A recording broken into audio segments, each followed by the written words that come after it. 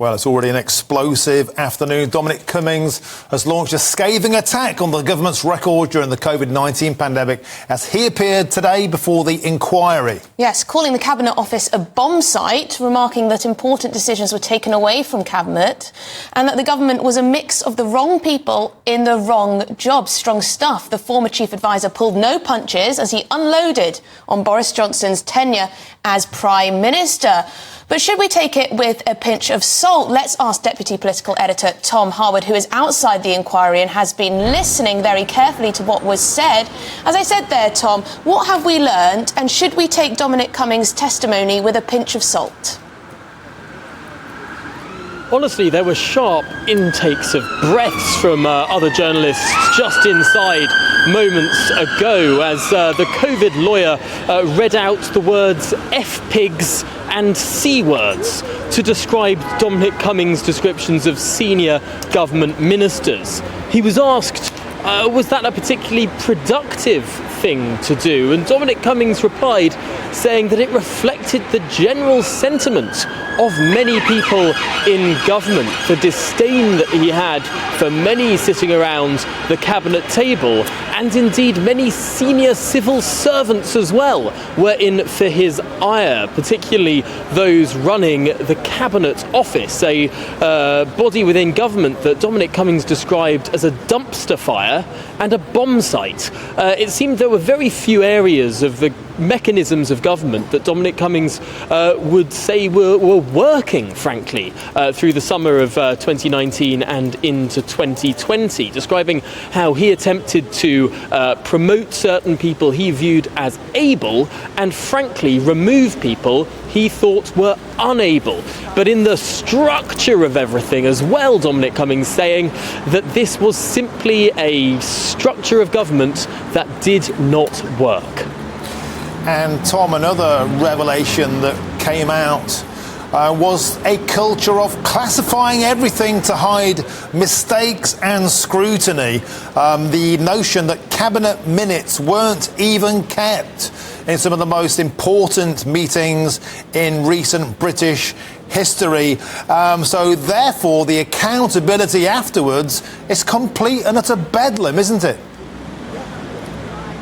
Certainly, but more than that, the most senior meetings were not amongst the cabinet. We heard from Dominic Cummings confirmation of something that has been widely understood for several decades now, that decisions aren't made around the cabinet table. They're made within senior groups of advisors and the Prime Minister himself within number 10. Dominic Cummings described the cabinet as a Potemkin exercise, pretending to make decisions, walking down Downing Street for the cameras, all for show, when actually the decisions were made by a far smaller group at meetings that occurred at either 8:15 or 9:15 that were not minuted. And he was speaking about those small groups of advisors making decisions and saying that at one point he advised Boris Johnson in the final week of the 2019 general election campaign to cut the cabinet down back to the size it was 100 years ago, saying it was impossible to make decisions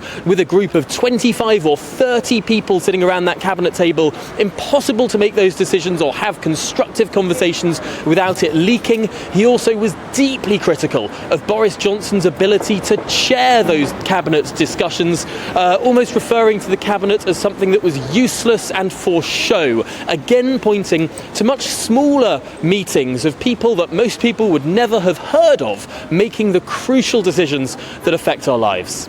Tom, just very quickly, a few of our viewers and listeners are asking who is in that room in the COVID inquiry besides Dominic Cummings and the KC? Who is there listening in the background?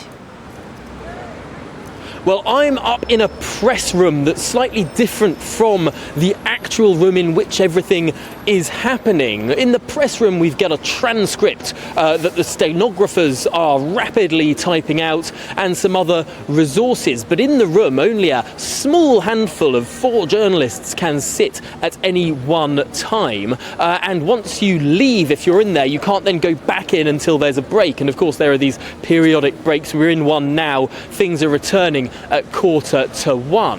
But within the room, it is, of course, the lawyers from the inquiry inquiry, the stenographers, and of course Dominic Cummings as well. That's generally the setup here, and it is interesting to really see the forensic detail with which the lawyers are going at their questioning. They've read these mammoth submissions that the people being questioned have submitted to the inquiry, and the questioning sessions, as people will have probably been able to work out, are going through particular areas of those submissions that have already been put before the inquiry.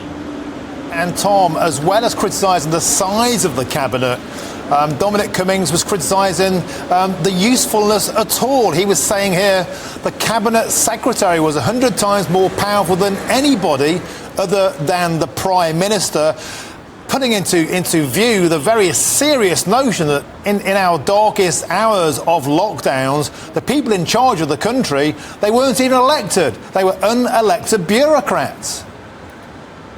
Certainly, and we must emphasise at this point, it wasn't just the people around the cabinet table that Dominic Cummings had great criticism for. It was also the people leading the cabinet office, particularly the cabinet secretary Mark Sedwill, who was mentioned by Dominic Cummings in the interview, in the interrogation really, as someone who was basically useless in his job. Dominic Cummings described him as an able diplomat, but someone who simply did not have a grip on how the cabinet office worked. People did not know who were making which decisions, and indeed even the documents being submitted to senior politicians from the cabinet office were muddled and inconsistent, and frankly, in the words of Dominic Cummings, a dumpster fire. So he really did not hold back from criticism, not just of politicians, as we've heard a lot of, but also of some senior civil servants and the ability of people in very crucial roles.